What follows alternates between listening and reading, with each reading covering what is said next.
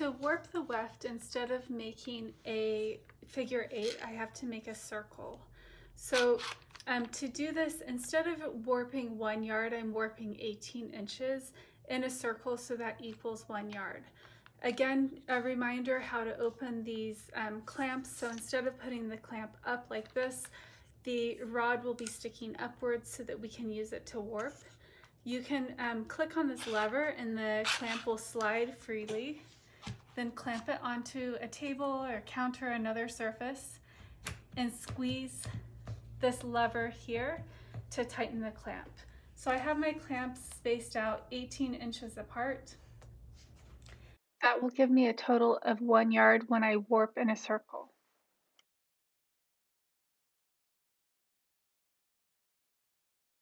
To get started, I'm putting a slip knot onto one rod from the clamp. So to do this, I take the end of the string and I twist it over and pull that through. So you can see the slip knot slides freely, and I can use that to tighten onto the rod of the clamp. So the slip knot goes onto the rod and I tighten it. And then I need to warp. I'm warping 30 yards. So what that means is I need to do a complete circle 30 times. So you can see that instead of going in a figure 8, I'm doing a complete circle. This is because once the yarn is dyed, then I have to put it back onto these clamps and roll it into a ball. I don't need every other thread separated. And I'm keeping track as I go. I'm counting.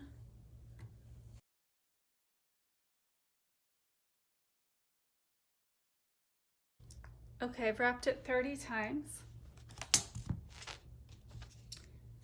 And there's tension on the yarn, but I'm not holding it super tight, but enough tension that it stays together. So now I'm finding the tail of the beginning, and I find the tail at the end. And this tail is coming off that slip knot, but I'm going to go ahead and still tie these two together.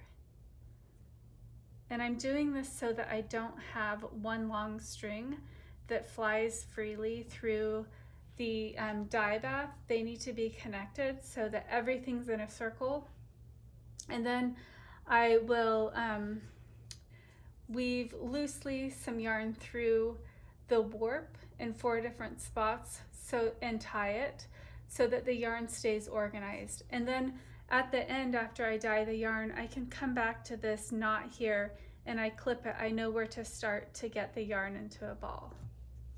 So I have my weft warped, meaning I have a circle on the clamps, and it's 30 yards total. So I wrapped the yarn around 30 times. When I count one side, I have 30 pieces of yarn. Now I need to tie the yarn off so that the yarn doesn't get tangled when I dye it. I have a piece of yarn cut. It's about 12 inches long. And I'll take that yarn and I just fold it in half. I like to use a different color than my yarn that I'm dyeing, just so that I can see it when I need to remove it. You can use the same color. It's a good idea to tape the end just so you know that's the yarn. So I'm taking half of the warp that's on one side of the clamp and I'm dividing it into 3 chunks. I'm not counting, I'm just dividing into 3 pieces so that it has some space and organizes the yarn. So I take the yarn where the half mark is and put 1/2 behind the yarn and 1/2 in front of the yarn. And then before I go to the next chunk that I've divided, I twist the yarn, so I twine in between and pull the back yarn to the back of that other piece of yarn. And then I'm going to twist it again in between the last chunk, and so I have twists in between each one of those.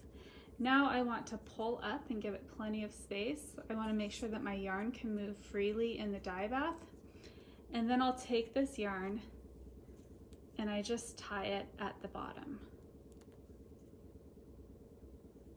And you can see how much space I have in between that, in between each piece, so I can pull the yarn open, I can see it can move freely, yet it's still tied together. So I'm going to do the same thing 4 more times. on this side of the warp, closer to one clamp and then closer to another clamp.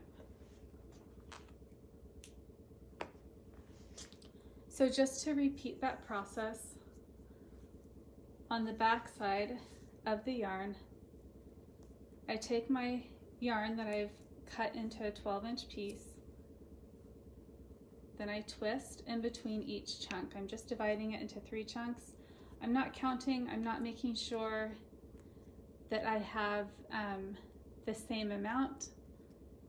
I just am trying to organize the yarn so that it can move freely, but not so freely that it gets tangled.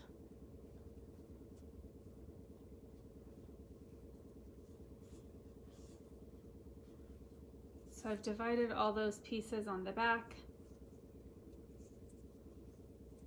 and I want to make sure that everything can move that needs to move.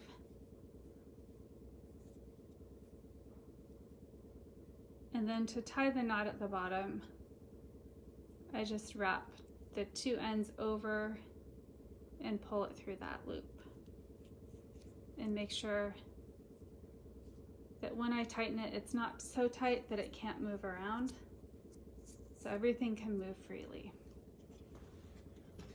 Now I'll tie the last 2 areas. Now I'll tie 2 more areas.